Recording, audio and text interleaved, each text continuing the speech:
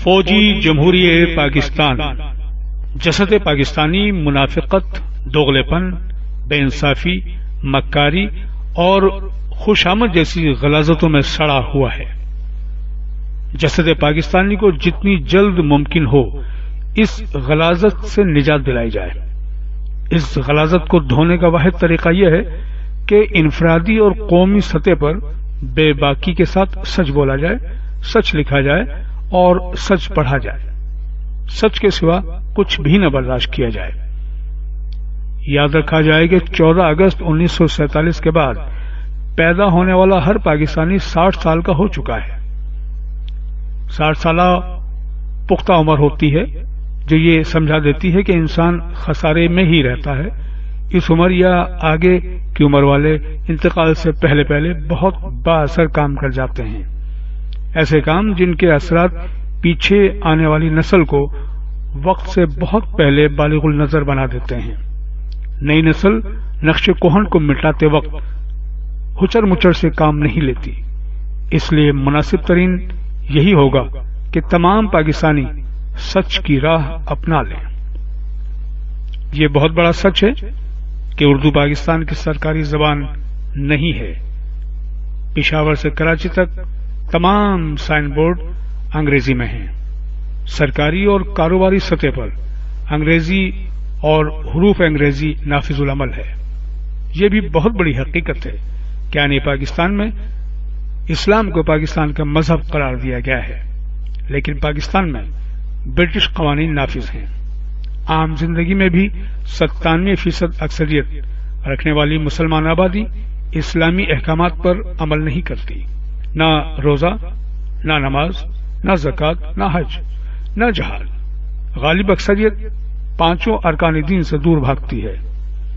آئین میں بھی یہ درج ہے کہ پاکستان ایک اسلامی جمہوریہ ہے، لیکن جس قسم کی حکومت کا سلسلہ جنرل گریسی اور پھر جنرل ایوب خان کے وقت سے چل نکلا ہے، اسے کسی صورت نہ تو اسلامی قرار دیا جا سکتا ہے اور نہ ہی جمہوری۔ ایوب خان کے 10 سالہ ماشاءاللہ دور کے فوراً بعد جنرل یحییٰ خان نے ماشاءاللہ نافذ کر کے حکومت چلائی۔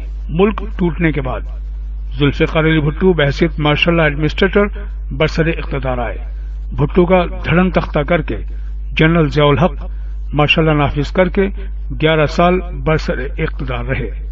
بے نظیر اور نواز شریف کے دور میں بھی فوج کی گرفت قائم تھی۔ یہ کہنے کی خاص ضرورت نہیں کہ جنرل مشرف نے 12 اکتوبر 1999 کو چیف ایگزیکٹو کا عہدہ فوج کی پشت پناہی سے ہی حاصل کیا۔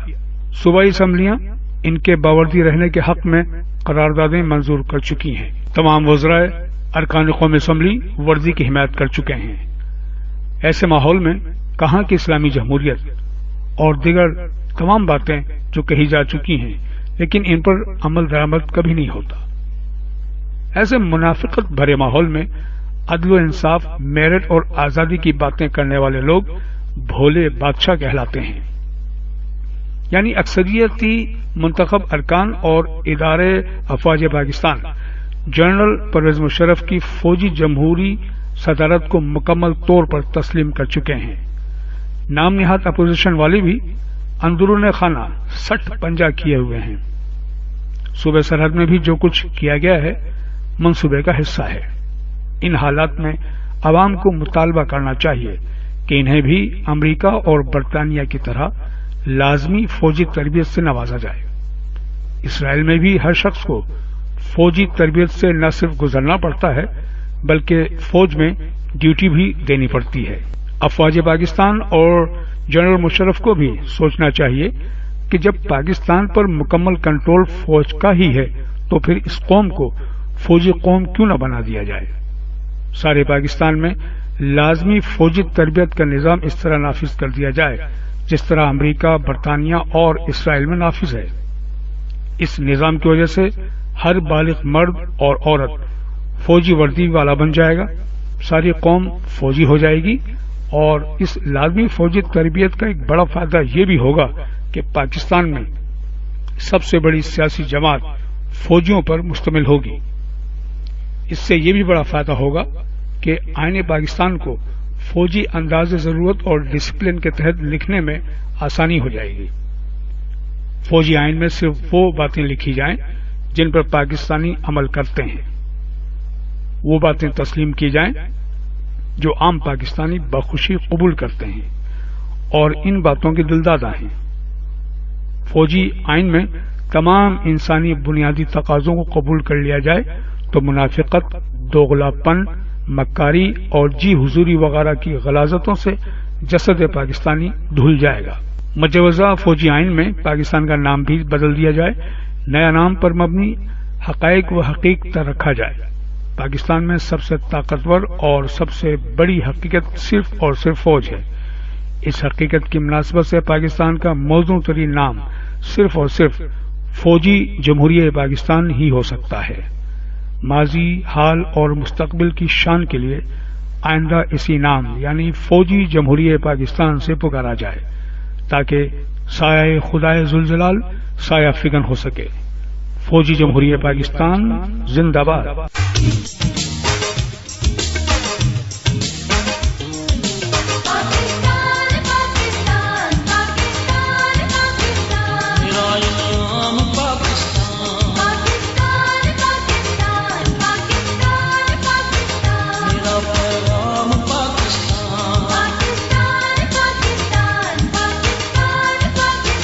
محبت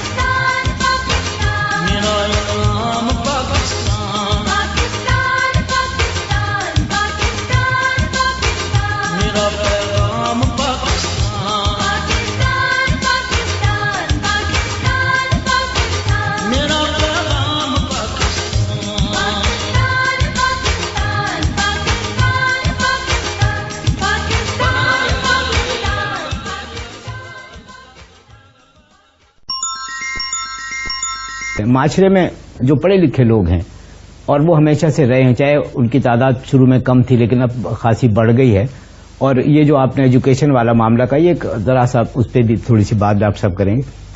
ان لوگوں نے بھی کوئی کردار ادا نہیں کیا ہے ویسے اپنے ویسٹرن انٹرسٹ کی وجہ سے یا جس کی بھی وجہ سے. جی ڈاکٹر صاحب.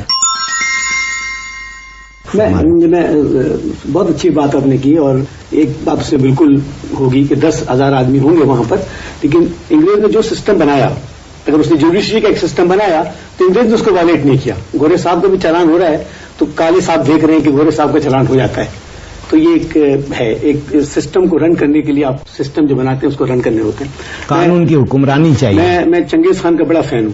چنگیز خان ہسٹری میں ایک ایسا آدمی ہے جس کے 4 بیٹے ہیں، وہ چاروں بیٹے اپنی انتہا پہ پہنچے، اور چنگیز خان کی ایک ہی بات تھی، اس نے ایک قانون بنایا کہ میری ٹیریٹری میں عورت اغوا نہیں ہوگی، کیونکہ چنگیز خان کی بیوی بھی اغوا ہوئی تھی، ماں بھی اغوا ہوئی تھی. اور پھر جب تک چنگیز خان اور چنگیز خان کے 4 بیٹے رہے، ریکارڈڈ جو ہسٹری میں ہے کہ عورتیں اغوا نہیں ہونا بند ہو گئی تھی، سولر نہیں ہو گیا ہوا. اور ٹیریٹری اس کی کوئی کراچی سے پشاور تک نہیں تھی، وہ بخارا سے لے کے عراق تک تھی. تو یہ بڑی امپورٹنٹ بات ہے. جو سول سوسائٹی میں لوگ ہیں 2 طرح کے، ایک تو عوام الناس ہیں، دوسرے جو ہمارے جیسے سو کالڈ پڑھے لکھے ڈگری یافتہ ہولڈر لوگ ہیں. ہم لوگوں میں اتنی ہمت نہیں ہے کہ ہم صحیح باتوں پر اسٹینڈ لے سکیں. بھٹو صاحب پاور میں آئے، بھٹو صاحب نے پاور میں آنے کے بعد ایک سسٹم یہ کیا کہ میرٹ کی ٹوٹل وائلیشن کر دی. ہمارے بڑے بڑے پڑھے لکھے لوگوں نے ان کے ہاں میں ہاں ملائی، اس میرٹ کے وائلیشن پہ ریٹریلیٹ نہیں کیا کہ نہیں یہ غلط ہے. اگر ایک سی ایس پی کا سسٹم ہے تو وہ رہنا چاہیے. اگر اس میں ایسا ہوگا نا کہ کچھ لوگ ایسے ہوں گے جو اس کے بینیفیشری ہوں گے. نہیں تو جو بینیفیشری تھے انہوں نے ایسی کیا سچویشن کریٹ کی کہ زیادہ تر لوگ جو پڑھے لکھے لوگ تھے وہ آنکھ جھکا لیا انہوں نے. نہیں لیکن جو بینیفیشری تھے وہ تو ٹھیک ہے، جو بینیفیشری نہیں تھے وہ کیا کر رہے تھے؟ انہوں نے، وہی تو میں کہہ رہا ہوں، انہوں نے ریٹریلیٹ کیوں نہیں کیا؟ یہی ایک بیسک سوال ہے کہ انہوں نے ریٹریلیٹ کیوں نہیں کیا. پریزنٹلی تعلیم میں میڈیکل کے حوالے سے زیادہ بولوں گا. جام صادق صاحب آئے، انہوں نے ڈومنل کالج میں ایک بچہ بھیج دیا انٹر آرٹس. تو انٹر آرٹس کا داخلہ نہیں ہوتا ہے. جب پرنسپل نے فون کیا کہ سر یہ تو انٹر آرٹس ہے، تو انہوں نے کہا کہ انٹر آرٹس ہے، انٹر تو ہے نا. وہ الگ بات ہے کہ کراچی یونیورسٹی نے اس کو ریجیکٹ کر دیا. اس طرح سے اب پریزیڈنٹ حکومت آئی، انہوں نے جناب یہ یونیورسٹیاں بنانی شروع کر دی. پورے ملک میں اس وقت یونیورسٹیوں کا جال پھیلا ہوا ہے. اب وہ جس کی مرضی آتا ہے اس کو اٹھا کے وائس چانسلر بنا دیتے ہیں. ارے بھائی کچھ سسٹم ہوتا ہے، کسی کو وائس چانسلر بنانا ہے اس کا طریقہ کار ہوگا، کسی کو پروفیسر بنانا ہے اس کا طریقہ کار ہوگا. اچھا ملٹری حکومت تو یہ کر رہی ہے، سول سوسائٹی کیا کر رہی ہے؟ سول سوسائٹی یہ نہیں کر رہی کہ بھائی یہ جو آپ کر رہے ہیں یہ غلط ہے. آپ کو میرٹ کا سسٹم بنانا چاہیے، آپ کو ایک طریقہ کار بنانا چاہیے جس کے تحت پروفیسر کا اپائنٹمنٹ ہو. نہیں، سول سوسائٹی آنکھ بند کر کے خاموش بیٹھی ہوئی ہے، اور کوشش میں یہ ہے کہ یار ان کو بنایا تو چلو مجھے تو ریڈر بنا ہی دیں. یہ مسئلہ ہے سول سوسائٹی. کیا کریں، کیسے موبلائز کریں لوگوں کو، عوام کو کیسے؟ سیاسی جماعتیں یہ کام کرتی نہیں کر سکتی. دیکھیے سیاسی جماعتوں میں حال یہ ہے کہ سیاسی جماعت میں چاہے پیپلز پارٹی ہو، چاہے نواز شریف کی صاحب کی پارٹی ہو یا نون لیگ ہو، اس میں بڑے بڑے جو آپ کے ٹیلی ویژن پہ آ کے بخرادی کرتے ہیں وہ اپنے باسز سے یہ نہیں پوچھتے کہ ہماری پارٹی میں الیکشن کب ہوگا. آپ جیت جائیں گے الیکشن، ضرور جیت جائیں، لیکن ہر سال الیکشن ہونا چاہیے. وہ یہ کہتے ہیں نہیں میں ہوں میرا بھائی ہے، اس کے بعد اس کے بچے ہیں، میں ہوں میرا بیٹا ہے اس کے بچے ہیں. تو سیاسی جماعتوں نے مایوس کیا. ٹوٹل مایوس. دیکھیے یہ ایک سیاسی جماعتوں میں مایوس کرنا بہت فیشن بن گیا ہے ہمارے یہاں ایلیٹسٹ طبقے میں. بات یہ کہ اس ملک پہ حکومت کس نے کی؟ جرنیلوں نے. اس ملک کو توڑا کس نے؟ جرنیلوں نے. اس ملک کو امریکہ کے ہاتھ گروی کس نے رکھا؟ جرنیلوں نے. سیاستدان شریک رہے؟ نہیں، سیاستدان شریک نہیں رہے. اس ملک کی سول سوسائٹی شریک رہی ہے. سیاستدان تو بدلتے رہتے ہیں. دیکھیے بات آپ نے ابھی فرمایا کہ ہم سول سوسائٹی کی شریک رہیے، استعمال نہیں کریں گے عوام. ہم نہیں، اگر آپ دیکھیے نا، میں ڈسٹنکشن آئی میکنگ ڈسٹنکشن. ٹھیک ہے. ہاں، عوام میں، عوام الناس میں اور سول سوسائٹی میں جو بڑی ایلیٹسٹ ٹرم ہے میری ذاتی رائے میں سول سوسائٹی میں بات کر رہا ہوں تعلیم یافتہ طبقے کی. جی ٹھیک، صاف بات. اس طبقے کا عیب یہ ہے کہ چاہے مشرقی پاکستان میں جو ایک عظیم سہانیہ تھا کہ ہزاروں لاکھوں جو ہیں ریپس ہو جائیں، گاؤں پہ بلڈوزر چلے جائیں، یہ خاموش بیٹھے رہیں گے. ان کے اپنے مفادات پہ چاہے وہ کسی میڈیکل کالج میں معاف کیجیے گا میرٹ کی بات ہو، اس پہ جو ہے وہ اعتراض کرنے کو یا آواز اٹھانے کو تیار تھے. آج بھی جب ملک کے بہت کئی حصوں میں ایم آر ڈی کی تحریک کتنی، جب مجھے یاد ہے میں اس ملک میں نہیں تھا، میں باہر پڑھ رہا تھا کہ سندھ کے چند گاؤں پہ ہیلی کاپٹر گن شپ سے فائرنگ ہوئی ہے، یہ لوگ جب تک ان کے مفادات ہٹ نہیں ہوتے خاموش رہتے ہیں میرے خیال سے. اور اس پہ میں نے آپ کو نے دیکھا ہوگا، شاید میں نے مستقل متواتر لکھا ہے کہ this is the axis between the so called educated classes of Pakistan, the military dictatorships and foreign domination یا انفلوئنس کہہ لیں. یہ بات ہوتی ہے میری رائے میں، یہ پاکستان میں this is the axis of problems. They are not, they can not provide the solution میری رائے میں. یہ تو معیشت ہے. آپ بنیادی کا تھا جس کو آپ نے کہا، میں آپ کی طرف ذرا آنا چاہوں گا. آپ نے کہا کہ یہ سیاستدانوں کا فیشن ہو گیا ہے کہ سیاستدانوں کو برا کہا جائے. دیکھیں، ہمیں بڑا شوق ہے ملٹری کو برا کہنے کا، اور ہم نے بڑا برا کہا ہے، ہم جیل بھی گئے اس کے لیے، اور ہمیشہ کہتے رہیں گے ملٹری دنیا کی سب سے خراب حکومت ہوتی ہے اور نہیں ہونی چاہیے. کسی ملک میں ورسٹ حکومت ہوتی ہے، ملٹری کو نہیں ہونا چاہیے. لیکن سر یہ بالکل نہیں بولیں کہ ملٹری کے کندھوں پر ہمارے سیاستدان ہی بیٹھتے ہیں. بالکل ہے، یہ فیشن نہیں ہے، یہ فیکٹ ہے. لیکن دیکھیے نا، بالکل فیکٹ ہے. سیاستدان بیٹھتے ہیں، فراہم کرتے ہیں، بیٹھتے ہیں، وائس چانسلرز بیٹھتے ہیں، اپنے اپنے یونیورسٹی میں ڈکٹیٹروں کو بلا کے بولتے ہیں آپ بہت بڑے. دیکھیے میں اس لیے تو کہہ رہا ہوں کہ آپ خالی بیچارے سیاستدانوں کو کیوں کہتے ہیں؟ اس ملک میں کون سا ایسا نہیں ہے؟ اس کی ایک وجہ شاید یہ ہے، مطلب مجھے اور آپ کو اور ڈاکٹر صاحب کو ہمیں موقع نہیں ملا کہ ہم حکومت کرتے یا ہمارے معاملات کسی طرح ہمارے اختیار میں ہوتے حل کرنے کے لیے. جسٹس صاحب کے ذمہ جتنے معاملات تھے انہوں نے وہ حل کیے. ہمارے پاس تو وہ معاملات نہیں ہے. صحیح ہے. لیکن ہم سیاستدانوں کو ہم نے ووٹ دیے، عوام نے انہیں ووٹ دیے. جی. اور جب ہم نے انہیں حکومت کرنے کے لیے، ہمارے معاملات حل کرنے کے لیے بھیجا تو انہوں نے ڈس اپوائنٹ کیا، ناکام رہے. وہ معاف کیجیے گا، آپ کو میرے خیال سے مجھے کچھ انٹرپٹ کرنا پڑے گا. جی بالکل. آپ کو دیکھیے، پاکستان میں سیاستدانوں کی حکومت صرف بہت ہی محدود عرصے تک رہی ہے. ٹھیک ہے نا، یہ ایک تاریخی فیکٹ ہے. وہ ہے ایک تو وہ عرصہ ہے جو ذوالفقار علی بھٹو کا ہے، سن 72 سے لے کے 77 تک، اور اس میں بھی وہ مکمل طور پہ خود مختار نہیں تھے. یقیناً وہ ایک پاپولر الیکشن لیڈر تھے، لیکن وہ پورا طریقہ کنٹرول نہیں تھا. وہ بہت حد تک ڈپینڈنٹ تھے ملٹری پہ، اسٹیبلشمنٹ پہ، بیوروکریسی پر. یہ ایک ہسٹوریکل والی بات ہے. یہ تو آپ اپنے آپ کو فینسی نہیں کر سکتے کہ ایک دم سے پہلی پاپولرلی الیکٹڈ گورنمنٹ جو آ کے وہ مکمل خود مختار تھی. یہ کہنا جو ہے ناانصافی ہوگی تاریخ کے ساتھ. ایک منٹ دیکھیے نا، اس پہ آپ نے بات چھڑی ہے تو ذرا مجھے کہنے دیجیے. اس وقت سے لے کے لیاقت علی خان کے وقت سے لے کے it was the bureaucrats and military journals. Ayub Khan بحیثیت، جیسے کہ جسٹس صاحب نے فرمایا، بحیثیت commander in chief defence minister تھے اور وہ بہت پاورفل آدمی تھے. تو آپ کا یہ کہنا، اس کے بعد جہاں تک تعلق ہے نواز شریف کے اور بینظیر بھٹو کے دور کا، جو کوئی یہ کہتا ہے کہ وہ سیاستدانوں کی حکومت تھی، میں سمجھتا ہوں کہ وہ بہت بڑی انٹلیکچوئل ڈس آنےسٹی کر رہا ہے. وہ مکمل طور پہ سیاستدانوں کی حکومت نہیں تھی. اس پہ ایک منٹ آپ ایک منٹ کہنے کی اجازت دیجیے. تو کہنے کا مطلب یہ کہ براہ راست تو اس ملک پہ 32 سال تک فوج حکومت کی ہے، اور اس کے جو عرصہ بچتا ہے اصل میں اس وقت ایک چھوٹی سی بات میں، لیکن اگر آپ مجھے لیٹ می کمپلیٹ پلیز.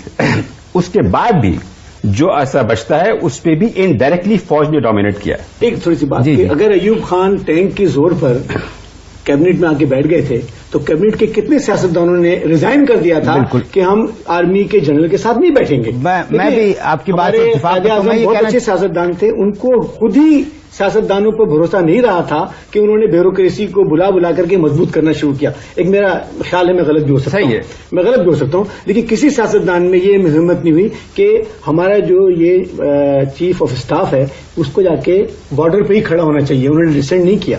اسی طرح سے جب ملٹری کے لوگوں نے، بٹو صاحب بہت پاورفل آدمی تھے، جس وقت آئے تھے ڈی مورلائز آدمی تھی، 95 ہزار لوگ وہاں بیٹھے ہوئے تھے، اور بٹو صاحب روڈ پہ نکلتے تھے تو لوگ کپڑے پھاڑ دیتے تھے. مطلب میں نے دیکھا ہے وہ وقت، آپ نے بھی دیکھا ہے کہ کرزما تھا ان کے اندر، ان میں ایسی طاقت تھی کہ وہ بولتے کہ لوگ کھڑے رہیں 3 مہینے تک، تو لوگ 3 مہینے کھڑے رہیں گے. لیکن انہوں نے بھی آرمی سے کمپرومائز کیا. انہوں نے آرمی کو طاقتور، انہوں نے آرمی کو ایٹم بم دیا.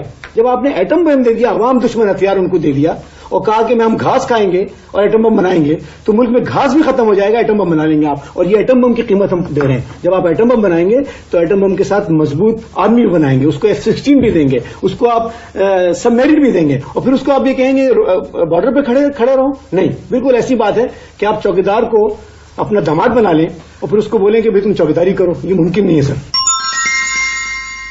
परवेज मुशर्रफ की 99 से अब तक की हुकूमत को आप क्या कहेंगे? ये कोई फौजी हुकूमत है या ये सिविलियन गवर्नमेंट है? ये एक मिक्सचर है, जिसमें सिविलियंस भी उनके साथ शामिल हैं, सियासतदान भी उनके साथ शामिल हैं। इसलिए जब हम ये कहते हैं कि सियासतदानों ने मायूस किया, तो उसका मतलब ये है कि आपने चाहे फौज के साथ मिलकर मायूस किया हो या अपनी इनफरादी हैसियत में मायूस किया हो, दोनों सूरतों में मायूस किया, और उसमें हमारा किरदार शायद कम रहा। अब एक ताज़ा तरीन जैसे सूरत हाल आपके इल्म में है, अदलिया में के सामने ये एक मसला है। तो एक तरफ तो खुद अदलिया शदीद दबाव का शिकार है, हुकूमत की तरफ से भी दबाव का शिकार है, सियासी जमातों की तरफ से भी, और अगर इजाजत दी जाए तो सिविल सोसाइटी की तरफ से भी, कि हम सारे मसाइल का हल उधर देख रहे हैं। लेकिन अब मामलात बहुत तेजी से होने वाले हैं। सुप्रीम कोर्ट को एक ही उसूल फॉलो करना चाहिए कि justice must be done even though heaven's में फॉल। इंसाफ होना चाहिए, इंसाफ होना चाहिए, ख्वाह कुछ भी उसके नताइज हों, कानून और आइन की बालादस्ती होनी चाहिए, ख्वाह उसके कुछ भी नताइज हों। लेकिन इन बातों से हमारा डरने का काम नहीं है। अगर तो हमें इंसाफ होता हुआ देखना चाहिए, हमें आइन की बालादस्ती एस्टेब्लिश होती हुई देखनी चाहिए, और उसके नतीजे में अगर कुछ भी हो तो उसकी परवाह नहीं करनी चाहिए। क्योंकि मेरा नुक्ता नजर ये है कि अब खुदा ना खास्ता अगर तो मार्शल लॉ लगा तो वो इस मुल्क का आखिरी मार्शल लॉ होगा। क्योंकि जिस सिविल सोसाइटी की आप बात कर रहे हैं और आप मुराद ले रहे हैं सिविल सोसाइटी से अवामुन्नास की, तो अवामुन्नास इस मसले के अंदर अब खामोश बैठने वाली नहीं है। जुडिशरी भी एक अरसा दराज से एक्सपोज होती चली आई है। उसने थोड़े अरसे पहले अपने आप को रीएस्टैब्लिश करने की कोशिश की है, और अगर तो वो सिर्फ एक स्ट्रे ड्रॉप हो रेन का, तो वो काफी नहीं है जुडिशरी को एक्सोनरेट करने के लिए।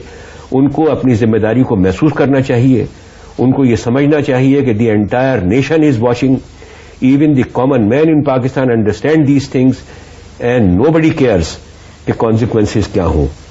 हर आदमी को इस बात का इत्मीनान होना चाहिए कि जो कुछ भी अदालत में हुआ वो दुरुस्त हुआ, जो कुछ भी अदालत में हुआ वो आइन और कानून के मुताबिक हुआ। सिविल सोसाइटी या अवामुन्नास मुल्क में माजी में क्या किरदार अदा करते रहे और मुस्तकबिल में उन्हें क्या किरदार अदा करना चाहिए, और ये उनकी जिम्मेदारी है मुल्क के तमाम इदारों की कि अवामुन्नास उनको सपोर्ट करें और वो इदारे अवामुन्नास को सपोर्ट करें। हमने गुफ्तगू करने के लिए जहमत दी थी वजूद्दीन अहमद साहब को, जनाब डॉक्टर शेरशाह सैयद और जनाब यूसुफ नजर साहब, आप तमाम हजरात का शुक्रिया। आस पास नजर रखिए, देखते रहिए और बाखबर रहिए।